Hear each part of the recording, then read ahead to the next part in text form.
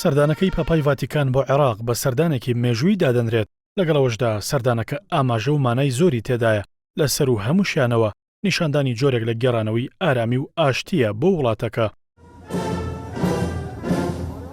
لەلایەکی دیکەوە ئەم سەردانەی پاپا فرانسیس بۆ عێراق نیشاندانی نزیکبوونەوەی وڵاتەکەیە لە کۆمەلگای نێودەوڵەتی و ڕۆژاوا لە بری چوونە باوەشی ئێران بەتایبەت کە ئەمریکا ڕۆڵی هەبووە لەم سەردانە و پاراستن و سەلامەتی پاپادا.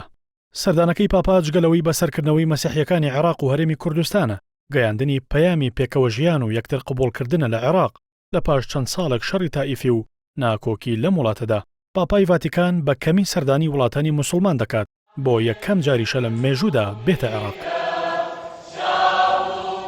جگەل ئەم سەردانە دوایین جار کە پاپای ڤاتیکان سەردانی ڕۆژهەڵاتی ناوەڕاستی کرد لە مانگی شوباتی ساڵی 2019دا بوو بۆ وڵاتی ئیمارات کە ئەویش بە سەردانێکی گرنگ و مێژووی بۆ ناوچەکە دانرا.